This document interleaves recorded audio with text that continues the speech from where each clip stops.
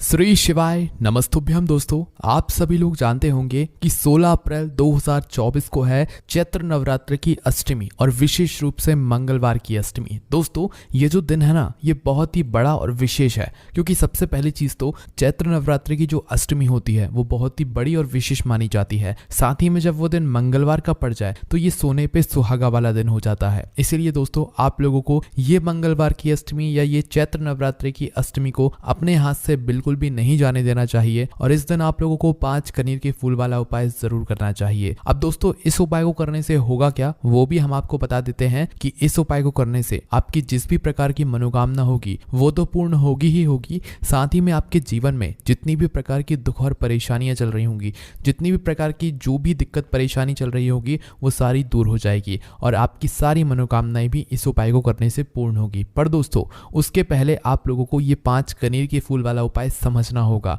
कि आखिर ये उपाय करना कैसे है, किसको करना है और किस समय करना है। तो चलिए दोस्तों, जानते हैं इस उपाय को अच्छी तरीके से।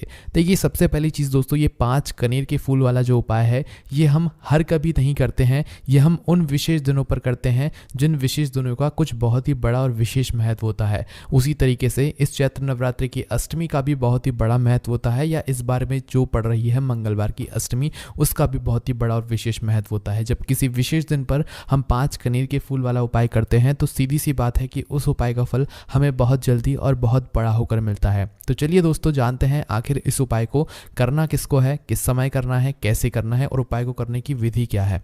तो सबसे पहली चीज दोस्तों, यहाँ पर ये वाला जो उपाय है ये किसको करना है। तो देखो, ये वाला जो उपाय है ये घर में सभी सदस्यों को करने की जरूरत नहीं है। घर में से अगर कोई एक बड़ा या मुख्य सदस्य भी इस उपाय को करेगा तो उसके परिवार की सारी मनोकामनाएं पूर्ण होंगी, या सुख और शांति के लिए अगर वो अपने घर परिवार के लिए वाला उपाय करेगा तो उसके घर में सुख और शांति भी बनी रहेगी और जो भी मनोकामना होगी वो तो पूर्ण होगी ही होगी।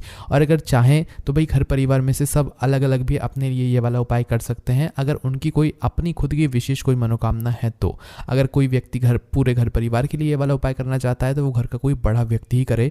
विशेष रूप से अगर आप पूछो तो घर की बड़ी जो माताएं बहनें होंगी उन माताओं बहनों में से कोई भी एक माता बहन इस वाले उपाय को कर सकती है और अपने पूरे घर परिवार के लिए इस उपाय को करने का फल ले सकती है। ठीक है। और अगर किसी कारणवश घर में माताएं बहनें उपस्थित ना हो तो उस जगह पर फिर घर का कोई बड़ा व्यक्ति भी इस वाले उपाय को कर सकता है, चाहे वो पुरुष ही क्यों ना हो। ठीक है। इसके बाद में दोस्तों बात आती है कि इस वाले उपाय को हमें करना किस समय है, सुबह के समय करना है कि शाम के समय करना है कि किस समय करना है।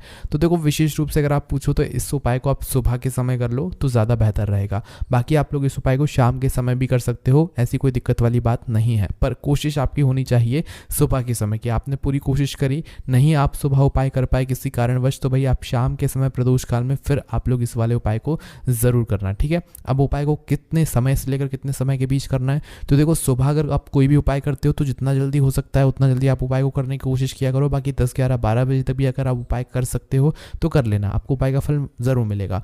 वहीं अगर शाम की बात करें तो शाम को 6 बजे से लेकर 7 बजे के बीच में अगर उपाय कर सकते हो तो अच्छी बात है, वरना 7 बजे से लेकर 8 बजे के बीच में भी उपाय करोगे तो भी आपको फल जरूर मिलेगा, क्योंकि अब मौसम बदल गया है और अब शाम भी देर से होने लगी है। तो इसलिए 7 से 8 बजे के बीच में या 8:30 बजे तक भी अगर आप उपाय करोगे तो भी आपको उपाय का फल जरूर मिलेगा। तो अब दोस्तों, हम समझते हैं कि इस उपाय की विधि क्या है, ये उपाय आखिर आपको करना कैसे है। तो देखो, सबसे पहली चीज 5 कनीर के फूल वाला उपाय है, तो सीधी सी बात है कि 5 कनीर के फूल तो इसमें हमें लगेंगे ही लगेंगे। ठीक है।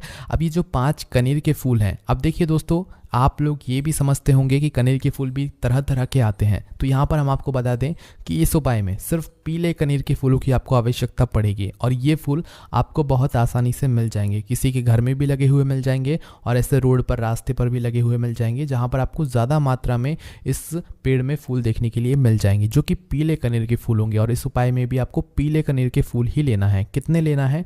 5 फूल लेना है। ठीक है। 5 से ज़्यादा नहीं ले सकते हो, क्योंकि उपाय में 5 ही स्थानों पर आपको ये फूल चढ़ाना है।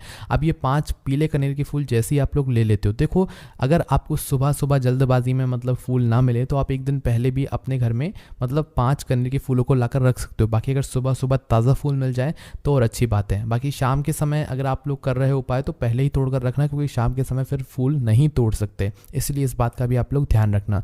तो जैसे आपके 5 कनेर के फूल तैयार हो जाते हैं, 5 कनेर के फूल तैयार करने के बाद क्या हम सीधा उपाय को करने के लिए जा सकते हैं? नहीं, पहले आप आपको इस बात का ध्यान रखना है कि उपाय को करते समय शुद्धता का आप लोग विशेष रूप से ध्यान रखें। उसके बाद में सीधा आप लोगों को 5 कनेर के फूल लेकर नहीं जाना है, उपाय को करने के लिए नहीं जाना है। उससे पहले आपको कुछ पूजन सामग्री भी अपने साथ में ज़रूर रखना है, क्योंकि जब भी हम कोई उपाय करते हैं तो हमें कभी भी ये नहीं दर्शाना चाहिए भगवान के सामने कि हम आपके पास आए हैं तो सिर्फ अपने फ़ायदे के लिए आए हैं, अपने उपाय को करने के लिए आए हैं, बाकी हम ऐसे नहीं आते हैं ना। तो इसलिए ये बात मतलब भगवान के सामने ना जाहिर हो, इस वजह से आप लोगों को मात्र करना ये होता है कि उपाय को करने के साथ साथ में पूजन की कुछ सामग्री भी अपने साथ में ज़रूर लेकर जाया करो, भले ही वो कम से कम 1 लोटा जल ही क्यों ना हो, 1 दीपक ही क्यों ना हो, ठीक है। तो जो लोग प्रतिदिन शिव जी के मंदिर जाते हैं, पूजन सामग्री लेकर जाते हैं, अर्चना करते हैं, भाई उनके लिए कोई अलग से बात नहीं है, वह अपनी वैसी ही पूजन सामग्री लेकर जाएं, उपाय को करें, है ना। और बाकी जो सिर्फ उपाय को कर रहे हैं वो कम से कम 1 लोटा जल सुबह सुबह अपने साथ में लेकर जाएं और इस उपाय की सामग्री को लेकर जाएं। उसके बाद में शाम के समय की बात करें तो 1 गोल बत्ती का शुद्ध देसी गाय का घी का अपने साथ दीपक लेकर जाएं, क्योंकि शाम के समय तो आप जल चढ़ा नहीं सकते हैं ना। तो 1 गोल बत्ती का शुद्ध देसी गाय का घी का आटे का दीपक तैयार करके लेकर जाएं और अपने उपाय की सामग्री लेकर अपने घर के ही पास में जो शिव मंदिर हो, शिवालय हो, जहाँ पर शिवलिंग विराजित हो, वहाँ पर आप लोग पहुँच जाएं।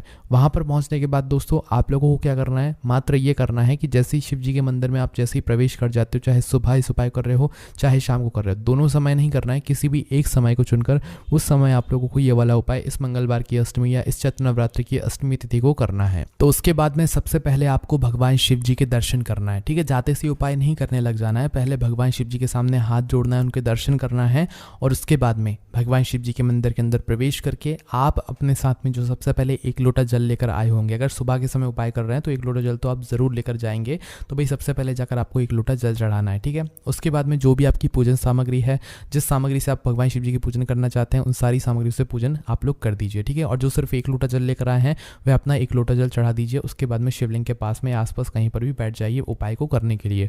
वहीं अगर आप इस उपाय को शाम के समय प्रदोष काल में कर रहे हैं तो अपने साथ वह घी का दीपक लेकर जाइएगा और उस दीपक को जलाने के लिए अपने साथ में अपने ही घर से माचिस लेकर जाइएगा, ठीक है। शिव जी के मंदिर में पहुंचकर सबसे पहले भगवान के दर्शन करके उस दीपक को जला लीजिएगा अपनी माचिस से। फिर उस दीपक को शिवलिंग के पास में थोड़ा सा दूरी बनाकर, ताकि भगवान शिव जी को आंच न लगे, इतना दूरी बनाकर आप शिव जी के पास में उस दीपक को रख दीजिएगा, ठीक है। जैसे ही दीपक रख देते हैं उसके बाद में आप अपना यह उपाय शिव जी की शिवलिंग के पास में बैठकर कर सकते हैं, ठीक है। तो अब जैसे ही आप शिवलिंग के पास में बैठ जाते हैं, चाहे सुबह इस उपाय कर रहे हो चाहे शाम को कर रहे हो, तो अब अपने आप 5 कनेर के फूल निकाल लीजिए, ठीक है।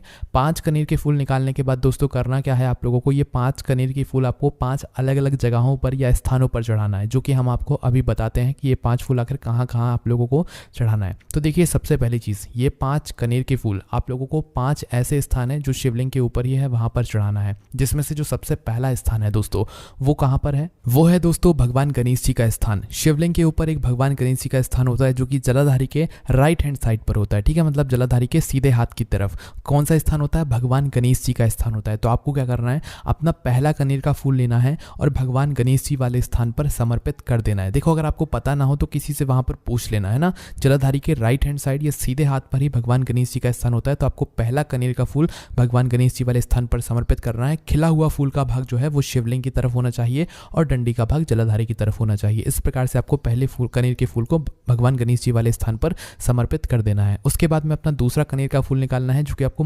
कार्तिकेय जी वाले स्थान पर समर्पित करना है। ये कार्तिकेय जी का स्थान जो है मतलब गणेश जी के विपरीत दिशा में ही होता है, मतलब कि जलाधारी के लेफ्ट हैंड साइड में या जलाधारी के उल्टे हाथ की तरफ, है ना।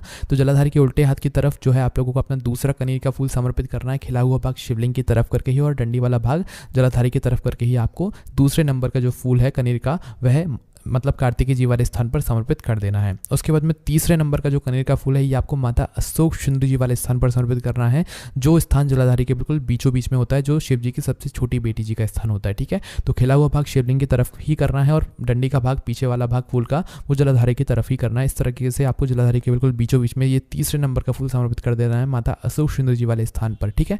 उसके बाद में दोस्तों चौथे नंबर के फूल की अगर बात करें तो ये चौथे नंबर का फूल आपको जो है उस स्थान पर समर्पित करना है जहां पर शिव जी की 5 बेटी का स्थान होता है। मतलब शिवलिंग के ऊपर आपने एक जलपात्र टंगा हुआ देखा होगा जिससे बूंद बूंद करके शिव जी की शिवलिंग के ऊपर जल टपकता रहता है, ठीक है।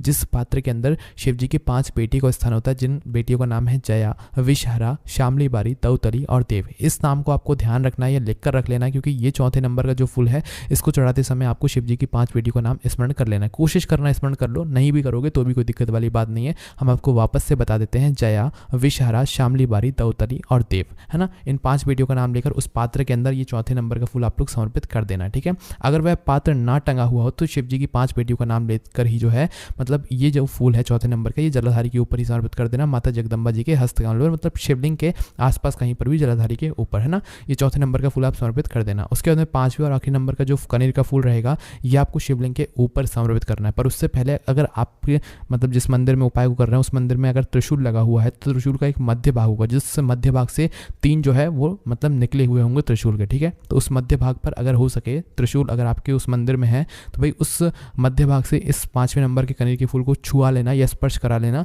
और इसे सीधा भगवान शिव जी की शिवलिंग के ऊपर अपनी मनोकामना को करते हुए चढ़ा देना। खिला हुआ भाग सामने की तरफ होगा, मतलब जलाधारी की तरफ होगा, और डंडी वाला भाग शिवलिंग के पीछे की तरफ होगा, ठीक है। शिवलिंग मतलब फूल के पीछे वाला भाग शिवलिंग के पीछे तरफ होगा। इस तरीके से आपको इस 5वें नंबर के फूल को शिवलिंग के ऊपर चढ़ा देना। अगर त्रिशूल नहीं है तो आप सीधा जो है इस फूल को मतलब भगवान शिव जी की शिवलिंग के ऊपर अपनी मनोकामना को करते हुए चढ़ा दो, भगवान से प्रार्थना करते हुए चढ़ा दो, ठीक है। मनोकामना विशेष रूप से बोल देना जिस मनोकामना के लिए आप लोग अपना ये वाला उपाय कर रहे हो। बस दोस्तों यहाँ पर ये वाला उपाय पूरा हो जाता है। इस उपाय को करने के बाद दोस्तों आप विश्वास मानना कि आपने इस उपाय को इस चैत्र नवरात्र की अष्टमी तिथि को या इस मंगलवार की अष्टमी को किया है, जिसका बहुत ही बड़ा और विशेष महत्व होता है। इसलिए इस उपाय का फल आपको बहुत ही जल्दी और बहुत बड़ा होकर मिलेगा। बाकी दोस्तों इस उपाय करने में अगर कोई भी दिक्कत समस्या परेशानी आती है तो उसे हमसे कमेंट करके पूछ सकते हैं। ओम नमः शिवाय, जय भोले बाबा, श्री शिवाय नमस्तुभ्यम।